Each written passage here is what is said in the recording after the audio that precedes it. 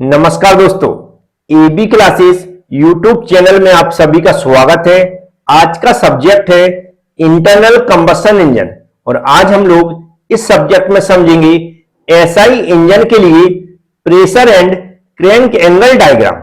आपको समझने के लिए सिर्फ वीडियो पूरा देखना है, जो मैं समझाता हूं उसको ध्यान से सुनना है, समझ में जरूर आएगा। तो चलते हैं, स्टार्ट करते हैं।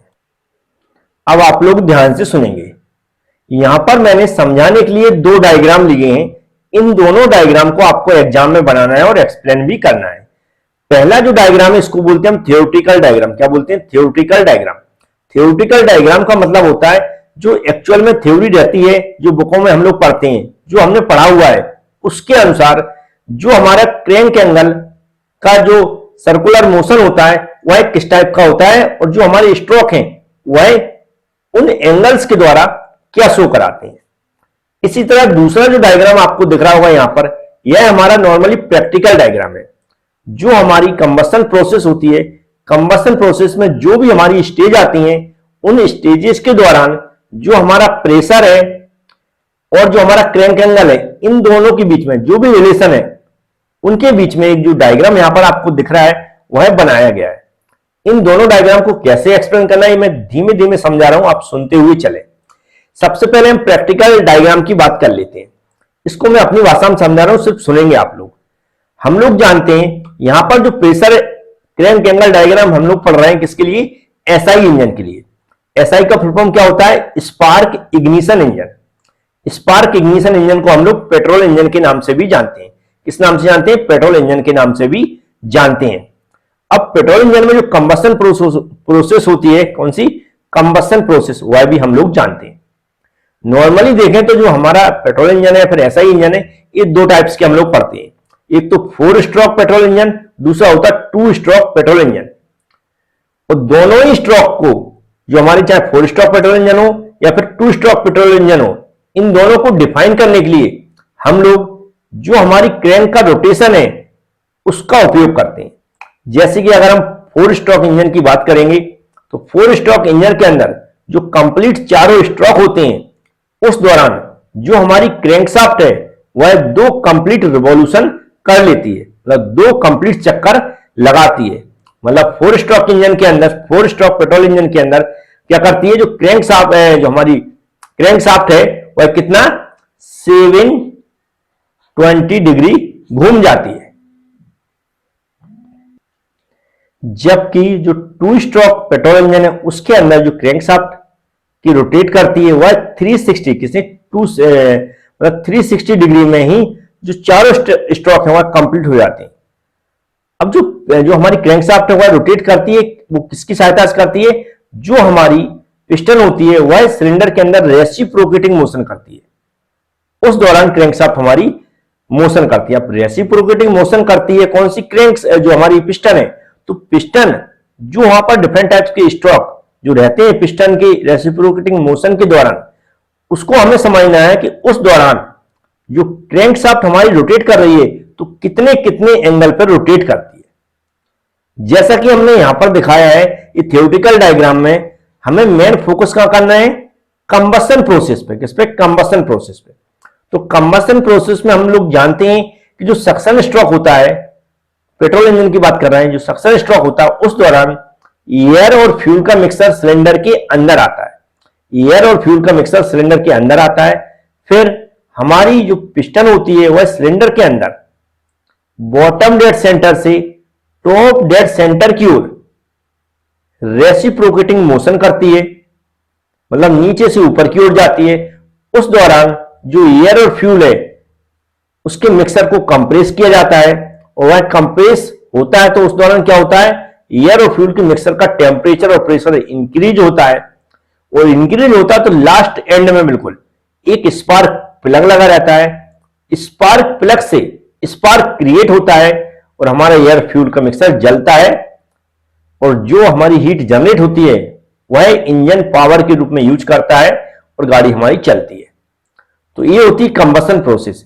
तो यहां पर हमने दिखाई है कंप्रेशन स्ट्रोक के दौरान, क्योंकि जो कंबशन हो रहा है किस दौरान हो रहा है? कंप्रेशन स्ट्रोक के दौरान हो रहा है। क्या समझ में आया? कंप्रेशन स्ट्रोक के दौरान क्या हो रहा है? कंबशन प्रोसेस हो रही है किसमें, एसआई इंजन में।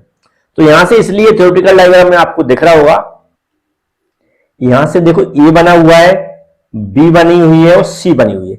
ये यहां तक पूरी क्या है, कंप्रेशन प्रोसेस है। ये कंप्रेशन प्रोसेस के दौरान कुछ स्टेजेज आती हैं। कौन सी स्टेजेज आती हैं, जैसे इग्निशन लैग हो गई, प्रोपेगेशन ऑफ फ्लेम हो गया और आफ्टर बर्निंग। ये 3 प्रोसेस भी साथ में हमें समझना है। अगर आप यहां पर समझ गए तो यहां तो ऑलरेडी समझ ही जाओगे। तो यहां पर हमने क्या देखा कि कंप्रेशन स्ट्रोक के दौरान जो कंबशन प्रोसेस होती है वह मैंने बता दी है। अब यहां पर ध्यान से सुने, जो कंप्रेशन प्रोसेस हो रही है उसमें क्या होता है कि जो हमारा एयर और फ्यूल का मिक्सर है वह कंप्रेस हो जाता है और उसका पेट्रोल, जो हमारा पेट्रोल एयर का मिक्सर है उसका टेम्परेचर और प्रेशर कैसा हो जाता है, हाई हो जाता है। और स्पार्क क्या होता है, जो लास्ट में जो स्पार्क प्लग के द्वारा क्रिएट होता है। जैसे स्पार्क क्रिएट होता है तो जो हमारा एयर और फ्यूल का मिक्सर है उसमें क्या लगती है, आग लगती है। नॉर्मल भाषा में बोले या बोल सकते हैं इग्नाइट होता है। तो वो तुरंत जलना स्टार्ट नहीं होता। क्या होता है, तुरंत जलना स्टार्ट नहीं होता, जलने में थोड़ा सा समय लेता।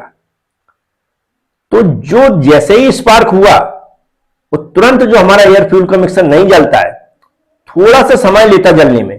तो जो थोड़ा सा समय ले रहा है उसी को हम लोग क्या बोलते हैं, इग्निशन लैग बोलते हैं। क्या बोलते हैं, इग्निशन लैग बोलते हैं।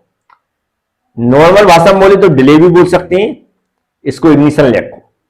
तो आप समझ गए होंगे इग्निशन लैग क्या होती है। तो जब ये धीमे धीमे जलना स्टार्ट होता है, कैसे, ए से बी तक हम समझ रहे हैं क्या हो रहा है, जलना स्टार्ट हो रहा है। स्टार्टिंग में थोड़ा सा समय लिया, इग्निशन लैग बोल दिया हमने उसको, फिर धीमे धीमे जलना स्टार्ट होगा। तो जलना जब स्टार्ट होता है, ए से बी की प्रोसेस है। एकदम से क्या होता है, जब एयर फ्यूल का मिक्सर जलता है तो इसमें क्या बनती है, इसकी एक फ्लेम बनती है। तो जो फ्लेम होती है वह फ्लेम जानते, जो लो टाइप की होती है, जब हम गैस जलाते तो जो लो निकलती, इस तरह इसमें भी एकदम से लो बनती है। जैसे ही जलना स्टार्ट होता है तो एकदम से लो नहीं बनती, थोड़ा सा क्या होता है, फ्यूल जलता है। तो ए से बी के बीच में समझ लो थोड़ा सा फ्यूल जला है हमारा। उसके बाद क्या होती है, एकदम से फ्लेम क्या होती है, एकदम तेजी से आगे बढ़ती है। क्या, स्पीड पकड़ती है, वेलोसिटी उसकी इंक्रीज होती है। तो फ्लेम जो एकदम तेजी से बढ़ती है उस दौरान फ्लेम का वॉल्यूम नहीं बढ़ता है। क्या होता है, वॉल्यूम नहीं बढ़ता, सीधी वो क्या है, हाई वेलोसिटी के साथ ऊपर की ओर बढ़ती है। जो यहां पर बी से सी तक की प्रोसेस दिखाई गई, इसी को हम क्या बोलते हैं, प्रोपेगेशन फ्लेम बोलते हैं। क्या बोलते हैं, प्रोपेगेशन फ्लेम बोलते हैं। प्रोपेगेशन फ्लेम के बारे में भी हम समझा चुके हैं ऑलरेडी पिछले लेक्चर में, तो आप समझ चुके होंगे। तो ये क्या होती है, बी से सी के बीच में प्रोपेगेशन फ्लेम बोलते हैं इसको। इस दौरान क्या होता है, जो हमारा एयर फ्यूल का मिक्सर है जो जलना स्टार्ट होता है, उसके बाद क्या होती है, एकदम से तेजी से हाई वेलोसिटी के साथ एकदम आगे को बढ़ता है, और पीछे एक पतला सा थ्रेड छोड़ता है, आगे सिर्फ गुब्बारा टाइप का दिखेगा, एकदम इनवलप टाइप का बोल सकते हैं। इनवलप टाइप का होता ना, ऐसा आपने देखा होगा इनवलप कभी, ऐसा आपने देखा हो। यहां पर एक टिप होती नोक, यहां पर जलना स्टार्ट होती है और ऐसा इनवलप बनता, तो ऐसा इनवलप बना लेती है तेजी से। जो कहां तक, जो हमारा कंप्रेशन स्ट्रोक है उसके एंड तक ऐसा होता है। कंप्रेशन स्ट्रोक का एंड होता, उसके बाद क्या होता है। अब यहां पर हमने एक चीज और देखी होगी, प्रेशर यहां पर क्या दिख रहा है, इंक्रीज हो रहा है।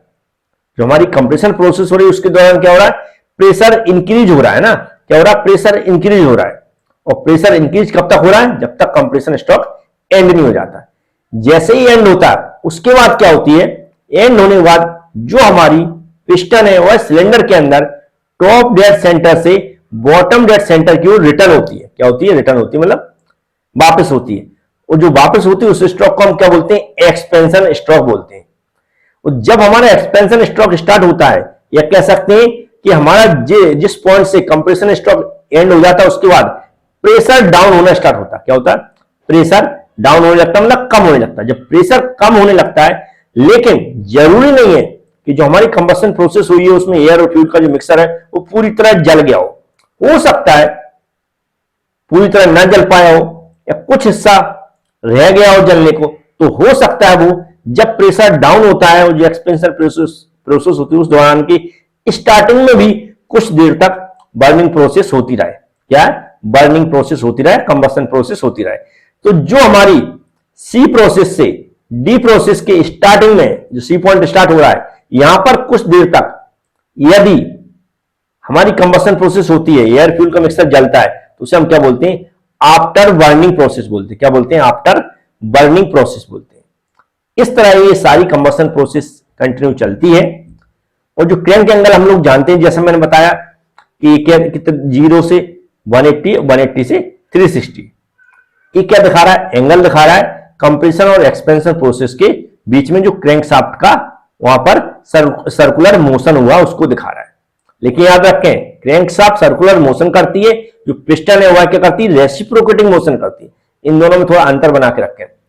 अब इस डायग्राम में आपको यदि एक्सप्लेन करना है तो नॉर्मली हम दिख रहा है कि जो हमारी, जैसे यहां पर ए बी देखा, तो यहां पर ए क्या है? ए है। यहां पर क्या हुआ? हमारा कंप्रेसर स्टार्ट हुआ। क्या हुआ? कंप्रेसर स्टार्ट हुआ। और कंप्रेसर स्टार्ट के ध्यान रखो, फर्स्ट प्रोसेस क्या लगी? Ignition lag. और ए से बी के बीच में क्या दिख रहा है हमारा?